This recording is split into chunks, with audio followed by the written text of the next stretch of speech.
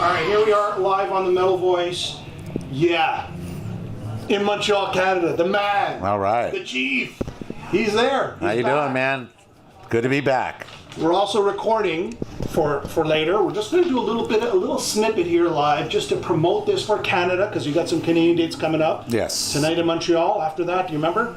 I think it's Ontario tomorrow, and then I know we go back into the U.S. for 2 shows, and then we come back up for, I believe, another 4 shows. So it's well overdue for Canada. We've haven't been here for that many shows in quite a few years, so it's good to be back here. You know, I'm happy you're back, and today I want to do a shout out because today is the Canadian National Reconciliation with the Indigenous People. That's September 30th. And I'll just give you a little quick brief in 10 seconds. Back in 1880, I think it's about 1880, the assimilated Indigenous kids, they took them away from their parents. They told them, you're not allowed to have your culture. You have to learn our culture, our religion. They were beaten mentally and physically. And yes, the government, maybe 10 years ago, the Canadian government did apologize. But I just want to give your thoughts because you are Indigenous. Maybe not on the Canadian side, but more on the US side. But still, what are your thoughts on this? Well, I think it's great that they recognize it because I know Indigenous people have always struggled to be heard from having their land taken away, their rights taken away, and they seem to be overlooked a lot. So it's great that they're recognizing what happened and actually making an apology is a big thing to do for them. So that's awesome. And tonight, I'm definitely going to speak about it tonight live. I love it. You know, because we are playing Native Blood tonight for the Indigenous people. Yes. So it makes sense. And you know, that's what it's about, awareness, right? And, exactly. And that's why I told you today. Awesome. I know you're not Canadian, but it's something Canadian that you should But still, Indigenous is Indigenous people that have voices that don't get a chance to let them be heard. And for at least today, they're going to get a chance to be heard, at least on my stage tonight. You bet. You know, the sad passing of probably one of your best friends, I guess, or closest friends, John Zazula and Marsha Zazula. Yes. You know, I know there's a Metallica tribute concert coming up in Florida as well, and Raven's going to be part of it. But just give me briefly, what is the legacy that Johnny and Marsha left behind? I know you're so close to them. You know. Yeah, I'm going to be at that show as well. I'm going to go down there. Me and Johnny, you know, I owe my life because he signed the band and gave us a chance to be recognized as a band, first of all. And even after the first 2 records on Megaforce Records, he had a handful of bands that went to Atlantic Records, and we were one of them. But still, we kept in contact a long time over the years. And then I'd say maybe it was 8 years ago, we started a management company together. So I got to speak to Johnny and Marsha all the time, every day.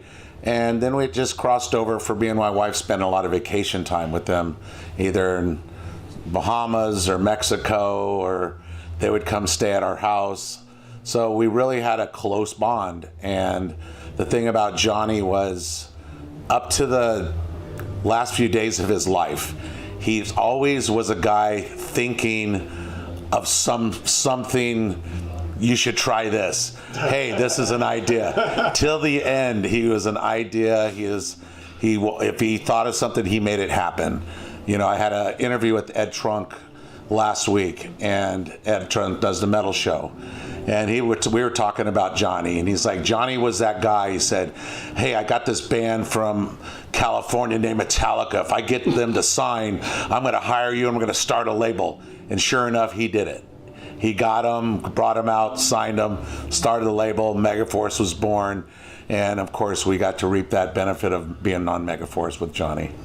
A true legend, a soundtrack to our lives. You know, and you guys were part of it, and Johnny was, you know, I knew Johnny in the latter years. What a guy! I mean, you know, and his brain never stopped working for a second. And Marsha too, by the way. Yeah, and Marsha was actually the one behind it. Johnny would have the idea, and she would say, "Johnny, you're crazy," or "Yeah, let's do it." That's brilliant. So Marsha was she was the boss. You know, I'll give that to Marsha. Love them both. I miss them both. You know, because, you know, the connection we had and talking to him every day, I miss that, and so he'll be missed. So, but Metallica's doing a great thing in Florida, doing this show with Raven. I'll be there. I'll be supporting there. Jump on stage? If they ask me to, but I'm there in spirit for Johnny and Marcia. Yeah. All right, so this ends the live segment. All right, so the shows are coming up. This ends a live segment. We're going to slip to video. So everybody, they're coming down to your town. They're hitting the West Coast, Canadian dates and U.S. dates. So the Bay Strikes Back with Death Angel and Exodus. Don't miss it, because this will be the last run with this package, and all bands are on fire. Death Angel, Exodus are bringing it. So is Testament, but you can't miss this show. It's such a package. I know the movie Murder in the Front Row came out. This is Murder in the Front Row on tour, so don't miss it. All right. So now we can continue the rest of the interview, Chuck. All right. Tell me about what's Titans of Creation. There's a new album or a re-release of that album. Tell me what people can expect when they purchase this sort of re-release.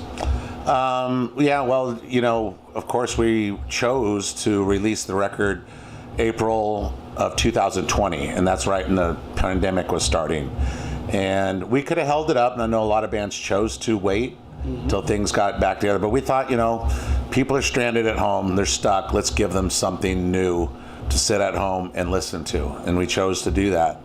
And so we thought when the pandemic hit first, we'll be back out there in 4 months, 5 months. That wasn't the case, obviously. It took a couple years for everybody to kind of get back on tour. And Nuclear Blast was brilliant to think, why don't we do a re-release? And we actually thought of it too, because when Gene Hoglan, after COVID, he had some commitments to some other projects, and our schedules were conflicting, because we're like, all right, we're ready to go back to work too.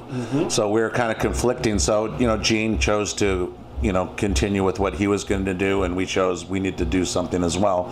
So let's possibly get a replacement for Gene. And so we did say, okay, so since this is the last time Gene is probably going to tour with us in the near future, why don't we do a playthrough of the record and record it video for every single song? So just to be clear, the playthrough, you're just playing all the songs off time. The songs. So we shot a video. We rented a soundstage in San Francisco. Gene came up, and we just did a playthrough of the whole record. So it's really cool. So you can, put it in your DVD player at home or at a party or at a bar, and you can watch us perform it, which is great. And I think because it's a great thing, just because, we didn't get a lot of promotion for it because of the pandemic. And the pandemic actually hindered a lot of the shelf life of a record. So our record couldn't even hit the shelves. So you had to get it online, or download. So the downloads, of course, went up through the roof, but physical product was not there. So with this release, they did a long box, which is really cool. They used to do those in the 80s, of course. I'm sure Johnny had something to do with that, the long box. So we did the long box, and they decided let's do a release with the CD and the DVD, and cool little pin in there, and a nice little booklet to read throughout the long box. So that's what we did, and that's kind of what just came out here at the start of this tour. All right. Yeah. All right. And what about, okay, now the big news is everyone's going crazy. David Lombardo is the drummer, right? Did he have to audition? No, of course not. Okay, of course not. No audition needed, right? No, and we were, before we made the big announcement, we told a few people, and some people were sending audition tapes. And then once Gene made the announcement, then a lot of people started flooding with videos and stuff. But right when Gene made the announcement, Dave's wife seen it online and woke him up that morning and said, "Hey, Dave, Testament's looking for a drummer." And at that time, Dave was looking for a gig because 4 of his projects weren't doing anything at the time. So he was like, I was calling my manager trying to find me a gig, and I go, "We got one.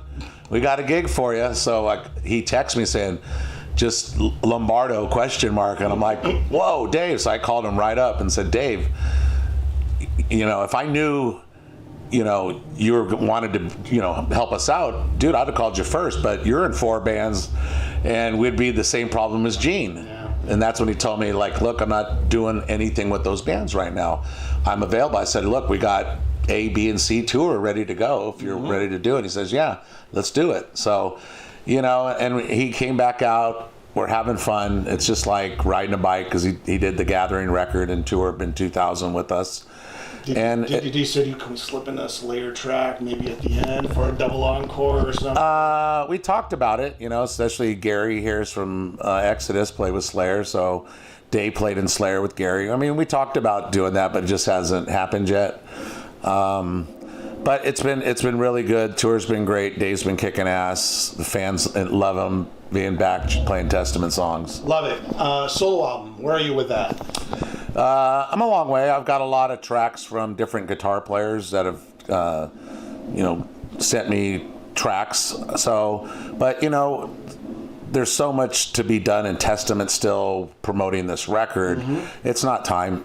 That's just something I want to do eventually and hopefully fit it in after, because right after this tour we have time off until April. Okay. And so we're going to go right away and start working on a new Testament record. All right. So I'm putting my solo aside, Eric's putting Dragon Lord aside, Alex is putting his jazz aside, and we're going to just focus on getting another Testament record. Are there any directions musically you want to go that you haven't tackled anywhere? Like still within the realm of Testament, but a little bit out of the box? I'm not sure, because I think Titans of Creation to me was outside of the box, because the way we've always worked, and I've wrote music with Eric for 35 plus years. Yep. He'll submit me some music and I'll listen to it, and I always challenge him. I'm like, well, he'll go, well, here's the verse, here's the chorus, and here's the bridge. And I'm like, no, I hear this being the verse and this being there. So I always change things to what I'm thinking I want to sing over. And this last record, Titans, I didn't do that. I just said, you know what? Just give me the music and I'm going to do my best. And so there were some songs when I first heard them thinking, okay, I'm not going to challenge them. I would, but I'm not gonna. And it really pushed me out of my comfort zone. Yeah. So it really made me, as a vocalist, coming up with some new melodies. And there's like a song called City of Angels on here, which it was, to me, when I first heard it, it was really soft. And I'm like, this doesn't fit on the record. And I didn't hear it, me vocally singing it. But in the writing process, when I was writing lyrics, I work with Del James, and he's really close with the Guns N' Roses camp. And he came up with these lyrics, and they fit perfectly to the song Eric had wrote. So I went back home that following day after he gave me the lyrics, and I sang the song. And I never practiced it or did. I just got the lyrics, said this would fit in the melody tempos of this tune. So I got home and I ended up singing that song, and I started using some other voice textures that I haven't used yet. And the song came out great. So I was like going, wow, you know what? 35 years later, I'm writing songs and I'm trying something new. And I'm being pushed out of my comfort zone and making me do something that at the end of the day just came out great. I thought the record came out great. I think it's one of your best albums. It is, but and all the songs are so different, but still Testament. Yeah. And that was the beauty of just me trying to figure it out and be out of my comfort zone. Yeah. And I think that made for a better record. All right. 2023, you suspect that's kind of like the timeline of the new album? That's the goal? Yeah, I mean, like I said, October 15th is the last show of this tour, so we'll work right up to Christmas, and then right after New Year's we'll get right back at it. And I know Eric and Alex have been working and jamming together, and I hear there's an epic song in that's been created. I haven't heard it yet, but I hear it's epic. That's all they say. It's epic. I'm like, okay. Orchestration, maybe? I don't know, but they say it's epic. So that's the word they throw at me. So, but we'll see. I mean, I think Testament will always stay in the vein of Testament and not follow trends or follow what's hip today. We're gonna, even though there's a lot of great new bands I love, and I go, man, that's great. I really love it. But we can't change. We want to kind of stay Testament, because I hear it from fans when you talk to them. They always say, thank you for being who you are for so long. So we just have to continue that. On the last note, flipping houses. Just 30 seconds on flipping houses. Yeah, I've been doing that during the pandemic. I could see you in a reality show. Yeah. Chuck Billy flipping houses. No, I got the better name already. It's what? Banging Heads, Banging Hammers. So, no, but I've been doing that all my life with like my personal house. I'd get a house, need some work, fix it up, sell it. And I kept doing that. I really love doing that part of it, taking something, stripping it down and putting it back together and seeing the reaction of someone who buys it like, wow, this is beautiful. And you're like, yeah, it is, isn't it? So during the pandemic, I really started a company with 2 partners, and we flipped about 8 houses over this last pandemic, and we have 4 going right now, 2 in Atlanta and 1 in Tahoe and 1 in Berkeley, California. Wow. And I work from the road and communicate with the contractor, and my other partners, are working close as well. So it's something fun to do. And it all started because I was like, what am I going to do after Testament? And so I started something that I enjoy doing, that now I can do it both from the road at the same time. So does your wife come in and say, well, we got to move this here and that here? And she's opinionated. Yeah. Yeah, for sure. All right, on that note, I wish you all the luck. Everybody, catch them on tour. They're whipping through the West Coast into the USA, Canada to the US. And the Bay Strikes Back. You got to see that, because like I said earlier, this is a tour that we've spoke about doing for a long time, and never can make it happen. And finally, we made the agents do it. We got to go to Europe and tour it, and then the pandemic hit it. So we picked it up this April. Right now, all the bands are on fire. It's a great package. This will probably be the last run in America. You won't see it again. So you can't miss it. All right. On that note, thanks. See ya.